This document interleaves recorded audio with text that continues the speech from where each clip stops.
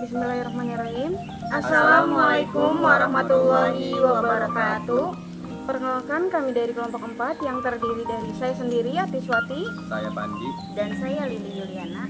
dalam mata kuliah Evaluasi Pendidikan Biologi, kami akan menjelaskan materi mengenai asesmen produk. Langsung saja, yang pertama ada pengertian penilaian produk dalam proses pembelajaran. Penilaian produk adalah penilaian terhadap keterampilan siswa dalam membuat suatu produk, benda, tertentu dan kualitas produk tersebut. Jadi, dalam penilaian produk terdapat dua tahapan penilaian, yaitu yang pertama, penilaian tentang pemilihan dan cara penggunaan alat serta prosedur kerja siswa, dan yang kedua, penilaian tentang kualitas teknis maupun estetik hasil karya atau kerja dari siswa. Selanjutnya, penilaian dapat dilakukan secara terpadu melalui yang pertama, portofolio, yaitu pengumpulan kerja peserta didik. Yang kedua, hasil produk, yaitu adalah hasil karya dari siswa. Yang ketiga, proyek, penugasan kepada siswa. Yang keempat ada performance, yaitu kinerja siswa. Yang kelima ada paper and pencil test, yaitu tes tertulis. Berikut adalah contoh hasil penilaian produk. Yang pertama, ada berbentuk tertulis, biasanya berwujud laporan, jurnal, drama, karya tulis ilmiah, artikel, dan lain sebagainya. Dan bentuk tak tertulis itu biasanya berbentuk 3 dimensi, seperti pahatan, diorama, struktur benang, irisan kerucut, benda-benda ruang matematika seperti balok, kubus, dan lain-lain. Selanjutnya yaitu ada tahap penilaian produk dalam pembelajaran. Ada persiapan, produksi, dan akhir. Persiapan yaitu keterampilan siswa untuk membuat perencanaan, kemampuan siswa untuk merancang suatu produk, atau kemampuan siswa untuk menggali dan mengembangkan suatu ide. Selanjutnya ada produksi, yaitu kemampuan siswa untuk memilih dan menggunakan bahan, peralatan, dan teknik kerja. Dan akhir, kemampuan siswa untuk menghasilkan produk yang memenuhi kriteria, fungsi, dan estetikanya. Kemampuan siswa untuk mengevaluasi hasil kerjanya. Menurut Jihad dan Haris 2008, penilaian produk biasanya menggunakan dua cara, yaitu cara yang pertama ada cara analitik, merupakan penilaian yang dibuat berdasarkan beberapa aspek pada hasil kerja siswa, dilihat dari berbagai perspektif atau kriteria, digunakan untuk menilai kemampuan pada tahap perencanaan atau perancangan dan tahap akhir. Dan yang kedua ada cara holistik, merupakan penilaian terhadap hasil kerja siswa secara keseluruhan, digunakan untuk penilaian pada tahap akhir seperti penilaian terhadap kualitas hasil kerja siswa dan penilaian terhadap kemampuan siswa untuk mengevaluasi hasil kerjanya. Berikutnya yaitu kelebihan dan kekurangan penilaian produk.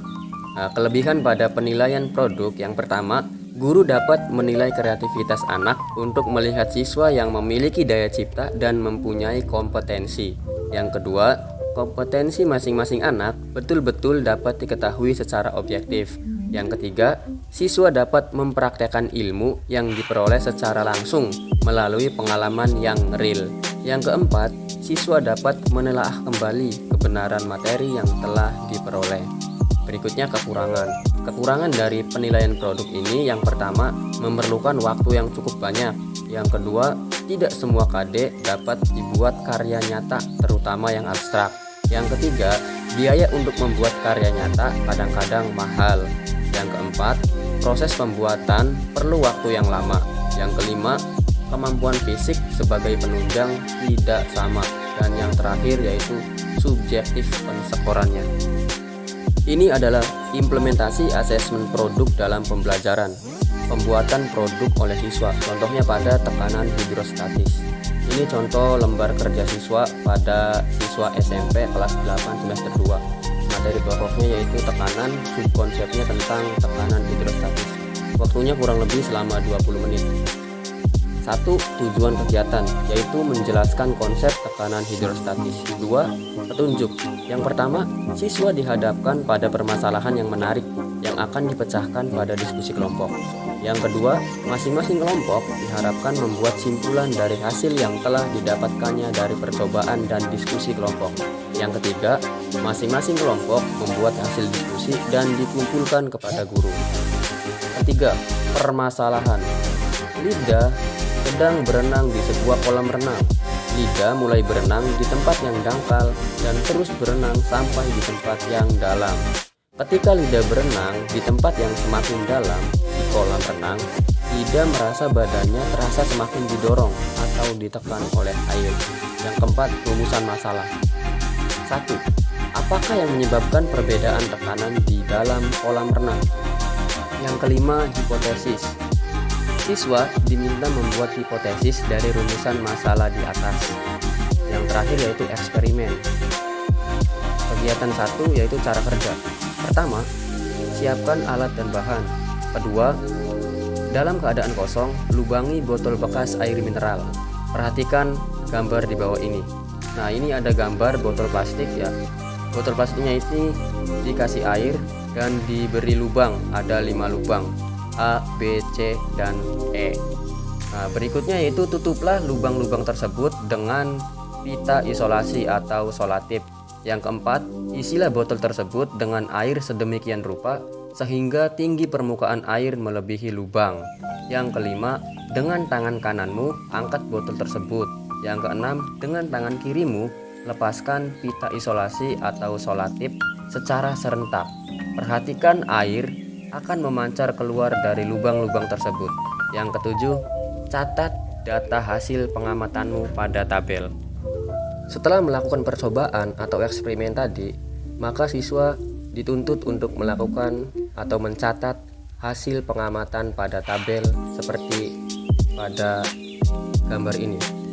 Ada nomor, ketinggian, letak lubang, ini satuannya cm, kemudian jarak pancaran air satuannya cm, dan hasilnya yaitu rho dikali gravitasi dikali ketinggian. Pada nomor 1 yaitu lubang A, ketinggian letak lubangnya berapa senti, kemudian jarak pancarannya berapa senti, kemudian dikalikan rho dikali dengan gravitasi dikali dengan ketinggian. Yang B sama, ketinggian letak lubangnya berapa senti, kemudian jarak pancaran airnya berapa senti, dan hasilnya berapa. Yang C, D, E juga sama seperti A dan B. Nah, catatan rho air sama dengan 1 gram dibagi cm aksen dengan gravitasi yaitu 10 meter per sekon. Nah, setelah mencatat hasil percobaan pada tabel, muncullah pertanyaan seperti berikut. Yang pertama, ketika kamu melepaskan solatip secara serentak, apakah air keluar dari setiap lubang? Yang kedua, bagaimana kekuatan pancarannya? Ketiga, berdasarkan data hasil percobaan pada tabel 1, bagaimana kaitan antara ketinggian letak lubang dengan jarak pancaran air yang keluar dari setiap lubang? Yang terakhir, 4, berdasarkan data hasil percobaan pada tabel 1, bagaimana kaitan antara ketinggian letak lubang dengan gaya hidrostatis pada masing-masing pancaran air yang keluar dari setiap lubang? Instrumen penilaian produk tabel 1 itu contoh penilaian produk siswa. Aspek menilai produk, yang pertama, kerapihan produk. Yang kedua, botol telah diisi air. Ketiga, ukuran lubang pada botol. Keempat, deretan lubang pada botol sejajar. Kelima, lubang ditutup solatip. Keenam, lubang awal dimulai dari beberapa sentimeter dari permukaan air. Ketujuh, lubang akhir berada beberapa sentimeter dari dasar botol. Kedelapan, indikator permukaan air harus selalu sama. Kesembilan, jarak pancaran sesuai teori tekanan hidrostatis. Kedalaman yang paling besar memiliki tekanan yang paling besar. Kesepuluh, siswa terampil dalam menguji alat. Ke-11, mampu mempresentasikan alat dengan baik. Nah, skor yang dinilai itu dari 1, 2, 3, 4, dan 5. Selanjutnya akan memperoleh skor total. Selanjutnya, tabel penilaian pada setiap tahapan. Aspek yang pertama, tahap persiapan. Kriteria yang diukur memiliki 3 poin. Poin pertama, ketelitian dalam mempersiapkan alat-alat. Yang kedua, terampil dalam membuat perencanaan. Yang ketiga, kreatif dalam mengembangkan ide. Tingkat kemampuan diukur dari 1, 2, dan 3. Aspek yang kedua itu tahap produksi. Kriteria yang diukur memiliki 2 poin. Yang pertama, jeli dan terampil dalam memilih dan menggunakan bahan peralatan. Yang kedua, terampil dalam teknik kerja. Tingkat kemampuan 1, 2, dan 3. Aspek yang ketiga itu tahap akhir. Kriteria yang diukur memiliki 2 poin. Yang pertama, produk yang dihasilkan memiliki estetika tinggi, perpaduan warna, keserasian dalam menempatkan objek, kerapian produk. Poin kedua, terampil dalam mengevaluasi hasil kerjanya, tingkat kemampuan 1, 2, dan 3. Aspek yang terakhir, kerjasama. Kriteria yang diukur memiliki 2 poin. Poin pertama, kekompakan anggota kelompok. Kedua, pembagian tugas secara merata. Tingkat kemampuan 1, 2, dan 3. Keterangan skor. Tabel 2, keterangan skor masing-masing tahap. Tahap persiapan. Jika siswa mempunyai ketelitian dalam mempersiapkan alat-alat, terampil dalam membuat perencanaan, kreatif dalam mengembangkan ide, skor 3. Jika siswa memiliki ketelitian dalam mempersiapkan alat-alat, terampil dalam membuat perencanaan, tidak kreatif dalam mengembangkan ide, skor 2. Jika siswa mempunyai ketelitian dalam mempersiapkan alat-alat, tidak terampil dalam membuat perencanaan, tidak kreatif dalam mengembangkan ide, skor 1. Tahap produksi. Jika siswa mempunyai kejelian dan terampil dalam memilih dan menggunakan bahan peralatan, terampil dalam teknik kerja, skor 3. Jika siswa mempunyai kejelian dan keterampilan dalam memiliki dan menggunakan bahan peralatan, tidak terampil dalam teknik kerja, skor 2. Jika siswa mempunyai kejelian, tidak terampil dalam memilih dan menggunakan bahan peralatan, tidak terampil dalam teknik kerja, skor 1. Tahap akhir. Jika produk yang dihasilkan mempunyai estetika tinggi, mengandung perpaduan warna, keserasian dalam penempatan objek, kerapihan produk, terampil dalam mengevaluasi hasil kerja, maka akan mendapatkan skor 3. Jika produk yang dihasilkan mempunyai estetika tinggi, perpaduan warna, keserasian dalam penempatan objek, kerapihan produk, tetapi tidak terampil dalam mengevaluasi hasil kerja, maka akan mendapatkan skor 2. Selanjutnya, jika produk yang dihasilkan mempunyai estetika tinggi, perpaduan warna, keserasian dalam penempatan objek, tetapi tidak mempunyai kerapihan produk dan tidak terampil dalam mengevaluasi hasil kerja, maka akan mendapatkan nilai 1. Tahap kerjasama. Jika anggota kelompok mempunyai kekompakan dalam kerjasama, pembagian tugas dilakukan secara merata, maka akan mendapatkan skor 3. Jika anggota kelompok mempunyai kekompakan dalam kerjasama, pembagian tugas tidak dilakukan secara merata, maka akan mendapatkan skor 2. Dan jika anggota kelompok tidak mempunyai kekompakan dalam kerjasama, pembagian tugas tidak dilakukan secara merata, maka akan mendapatkan nilai 1. Nilai yang diperoleh sama dengan total skor yang diperoleh dibagi skor maksimum dikali 100. Selanjutnya, tabel 3, contoh rubrik penilaian clipping bisa kalian lihat pada tabel tersebut. Tabel 4, keterangan skor masing-masing aspek.